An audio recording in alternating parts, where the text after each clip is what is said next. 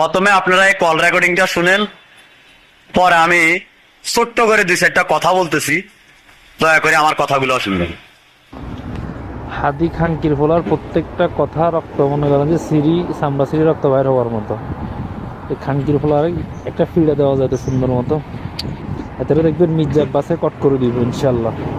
এই কল রেকর্ডটা আসলে কতটুকু সত্যি আর কতটুকু মিথ্যা, এটা একমাত্র প্রশাসন যদি যাচাই করে তাহলে বলতে পারবে।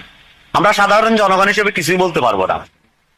তবে একটা কথা আছে, সাধারণ জনগণ হিসেবে তো আল্লাহ আমাদেরকে একটা বিবেক দিচ্ছে, ওই বিবেকটা আমরা একটু খরচ করে দেখি আসলে ঘটনাটা কি।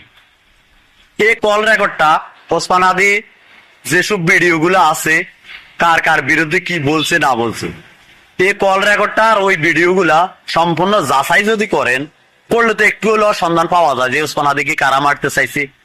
আর যদি বলি ওসমান হাদি এখনো মরা, তাও ভুল হবে না, কারণ কুমায় যাওয়া আর মরা একে কথা, কুমায় যাওয়া আর মরা একে কথা। তাই আমার মনে হয় সরকার যদি এগুলাকে একটু মডিফাই করে, প্রশাসন যদি একটু মডিফাই করে, আমার মনে হয় ওসমান হাদির আসামি ধরাটা খুব সহজ, এত কঠিন কিছু নেই, খুব সহজ হয়ে গেছে।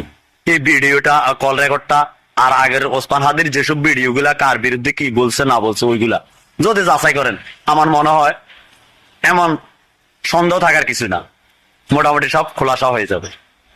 তো আমার কথাটা যদি একটু যুক্তি থাকে, দয়া করে ফেসবুকে যারা দেখেন ফেসবুকটা ফলো করবেন, ইউটিউবে যারা দেখেন দয়া করে সাবস্ক্রাইব করবেন, আর লাইক কমেন্ট করতে তো ইনশাল্লাহ ভুলবেন না। আল্লাহ হাফেজ।